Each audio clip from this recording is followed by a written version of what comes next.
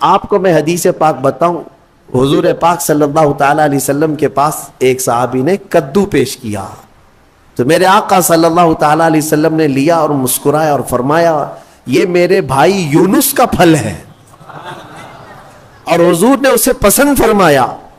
اور کدو کے فوائد آج بھی لوگ گنا رہے ہیں، جب نہایت کمزوری ہو تو کدو کو کھانا۔ اور نینوا ایک شہر ہوا کرتا تھا عراق میں، اس شہر کے لوگ آپ کی امت تھے۔ حضرت یونس علیہ الصلوۃ والتسلیم اپنی قوم میں تبلیغ فرماتے رہے، لیکن پوری قوم جو ہے بت پرستی کی شکار تھی،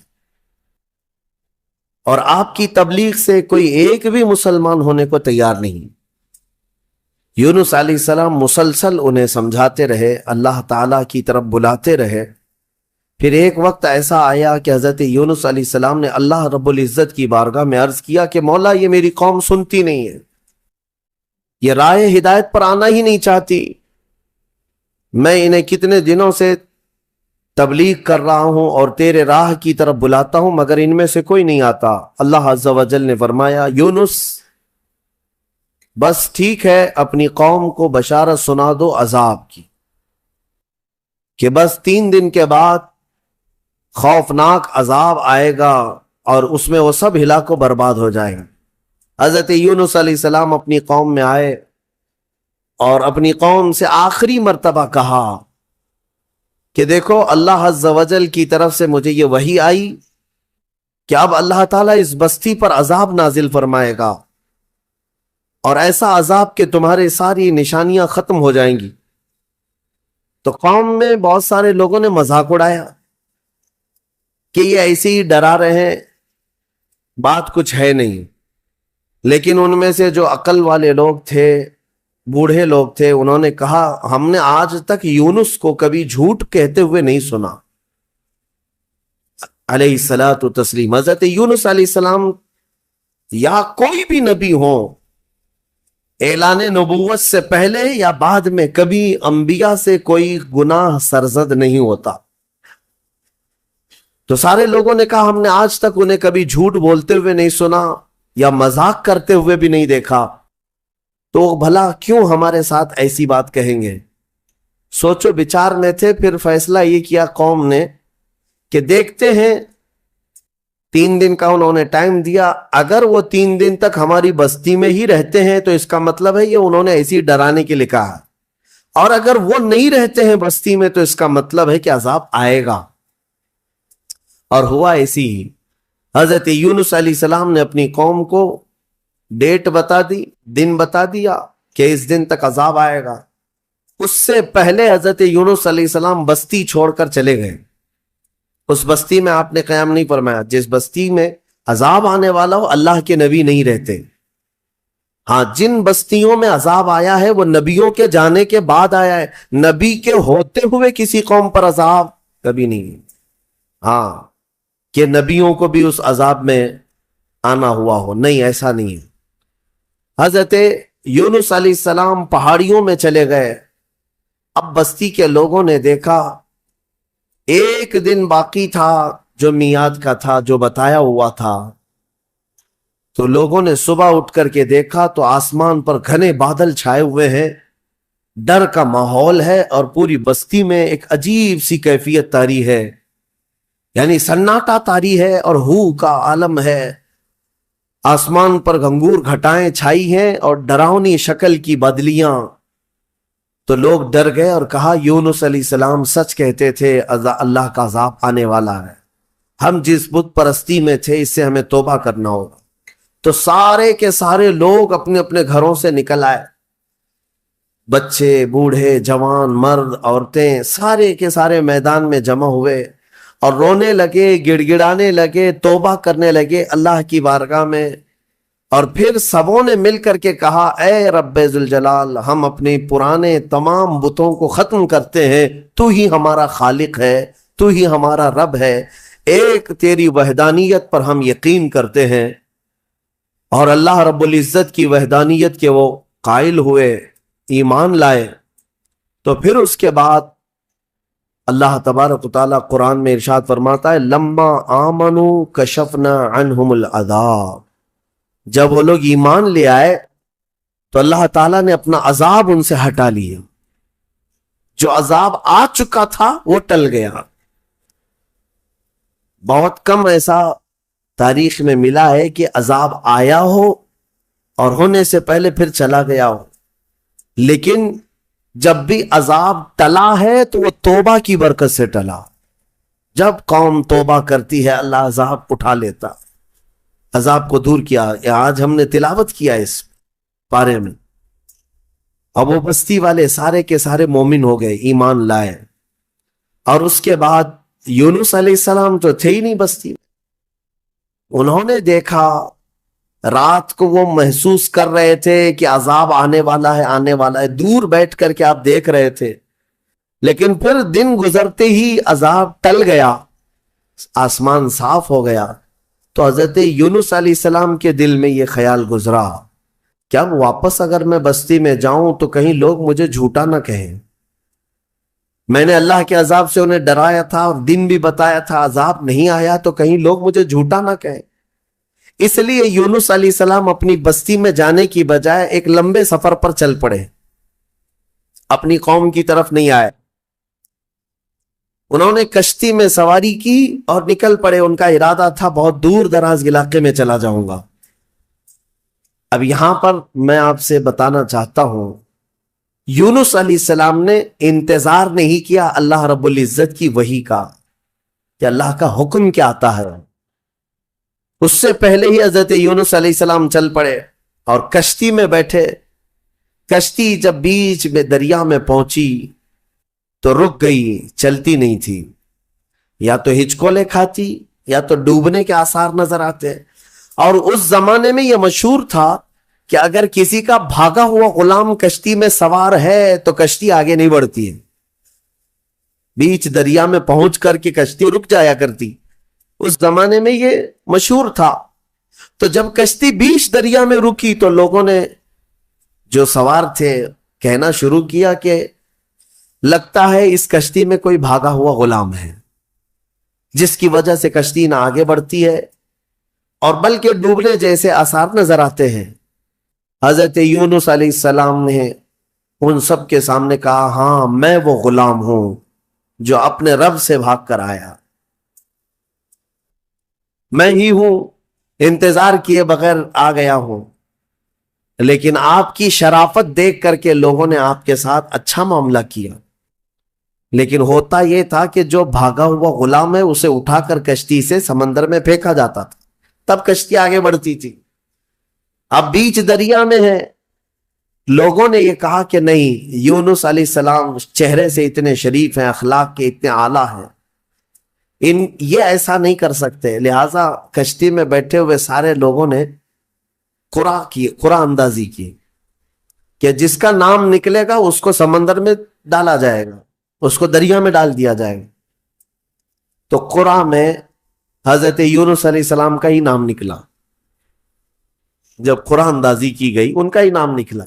پھر بھی کشتی والوں نے کہا دل نہیں مانتا ہے کہ اتنے اعلیٰ اخلاق والے، اتنے حسین چہرے والے کسی نیک آدمی کو دریا میں ڈال دیا جائے۔ پھر دوبارہ قرآن اندازی کی گئی، دوسری بار جب قرآن اندازی کی گئی تو پھر یونس علیہ السلام کا نام، تیسری بار قرآن اندازی کی گئی پھر حضرت یونس کا نام آیا۔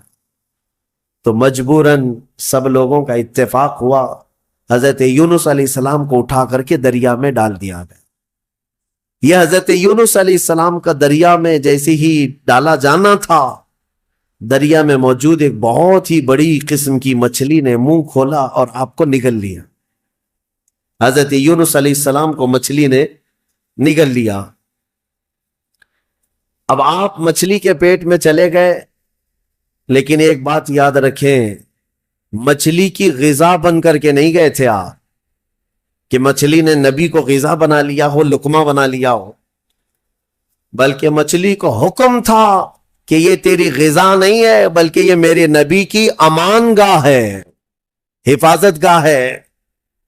اور مچھلی کے پیٹ میں یونس علیہ السلام घंटा 2 घंटा 3 घंटा दिन 2 दिन नहीं, 40 दिन तक रहे। 40 दिन तक मछली के पेट में रहे और वो दरिया में आपको लेकर घूमती रही। मछली के पेट में अंदर रहना, क्या ये मुमकिन है या नामुमकिन है? मेरे अजीजों, आपको हैरत होगी, थोड़ा सा आप मुताला करें और सर्च करें तो आपको पता चलेगा। आज की दुनिया में भी साइंस में ये रिसर्च से साबित हुआ है, 2 ऐसे लोग मिले जिनको व्हील मछली ने निगल लिया था। एक शख्स 8 दिन के बाद बाहर निकला, एक आदमी 3 दिन के बाद बाहर निकला, लेकिन दोनों जिंदा निकले। ये इस सदी की बात कर रहा हूं मैं, इस जमाने की। और यूनुस अलैहिस्सलाम तो अल्लाह के नबी हैं, लेकिन बात इतनी है कि मौला जिसको जहां चाहे महफूज रखे, यह वो कादिर मुतलक है। 40 दिन तक अंदर रहे। उस मछली के पेट में जो चीज होती है वो क्या होती है? एक रास्ता होता है, फिसलने वाला रास्ता जो चर्बी की तरह होता है, और अंदर जाने के बाद एक बड़ा घर की तरह से उसका पेट। बस ये है कि नरम मुलायम घर तो होता है, लेकिन रोशनी कहीं से नहीं होती, बिल्कुल अंधेरा। बाकी सब आराम की चीजें हैं। जिंदगी के लिए इंसान के मछली के पेट में भी आराइश है या एहतमाम है, लेकिन रोशनी का कोई इंतजाम नहीं। यूनुस अलैहिस्सलाम उस अंधेरी कोठरी के अंदर, यानी मछली के पेट के अंदर 40 दिन बिताए, 40 दिन। लेकिन आपको मैं बताता हूं कि यूनुस अलैहिस्सलातु तस्लीम मछली के पेट में जाने के बाद मुसलसल रब्बे जुल जलाल की बारगाह में दुआ करते रहे कि मौला तू मुझे माफ फरमा दे, मैं अपनी बस्ती से जल्द चला आया तेरे हुक्म का इंतजार किए बगैर, मुझे तू माफ फरमा दे। यह दुआ चलती रही यहां तक कि कुरान कहता है वज़न्नूनी इज़ ज़हब मुग़ाज़िबन फ़ज़न्न अल्लन नक़दिर अलैहि फ़नादा फ़िज़्ज़ुलुमात अल्ला इलाहा इल्ला अंत सुब्हानक इन्नी कुन्तु मिनज़्ज़ालिमीन। रब ताला फरमाता है, मछली वाला ज़ुन्नून कहा गया यूनुस अलैहिस्सलाम। यूनुस अलैहिस्सलाम का एक लक़ब आया है ज़ुन्नून, मछली वाला। जब नाराज होकर के निकला अपने शहर से, अपनी बस्ती से, तो मछली के पेट में पहुंचा दिया गया। फनादा फ़िज़्ज़ुलुमात, अल्लाह फरमाते फिर अंधेरियों में उसने पुकारा। अंधेरियों में, ज़ुलुमात कहते अंधेरी, इतनी अंधेरियां कि हाथ भी नजर ना आए। अंधेरियों में उसने पुकारा। क्या पुकारा यूनुस अलैहिस्सलाम ने? ला इलाहा इल्ला अंत सुब्हानक इन्नी कुन्तु मिनज़्ज़ालिमीन। इसको आयत करीमा कहते हैं ना, बहुत ही असर अंदाज है, बहुत ही असर अंदाज। अल्लाह तबारक व तआला की तस्बीह है। यूनुस अलैहिस्सलाम ने यूं अर्ज किया, कोई माबूद नहीं सिवाय तेरे ऐ मौला, तू तुझी को पाकी हो, तुझी को पाकी हो। इन्नी कुन्तु मिनज़्ज़ालिमीन, अपने मुतालिक एतराफ किया। और अल्लाह तबारक व तआला को यह जुमला इतना पसंद आया कि फौरन मौला फरमाता है फस्तजबना लहू व नज्जैनाहु मिनल गम।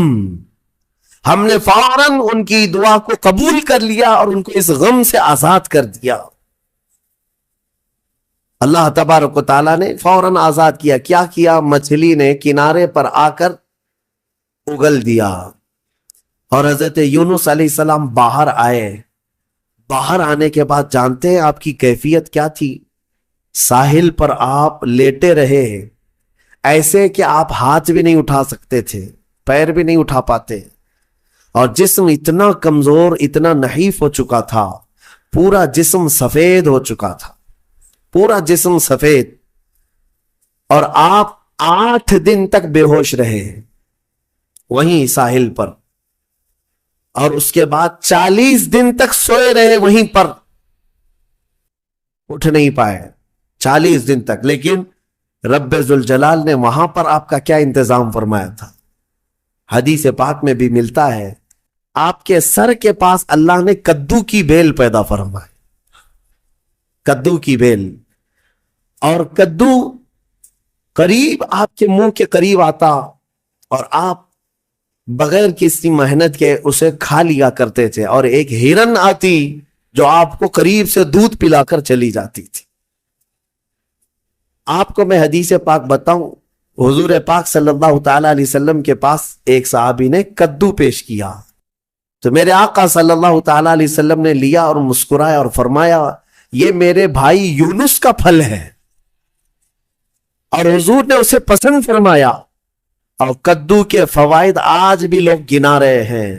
جب نہایت کمزوری ہو تو کدو کو کھانے سے فوری طور پر طاقت پیدا ہوتی ہے، جتنی بھی اس کے اندر کمیاں آئی ہوں اس کدو کے ذریعے سے اس کی اصلاح ہوتی ہے۔ بلکہ عاشقوں کی جماعت اس کو کدو نہیں کدو شریف کہا کرتے۔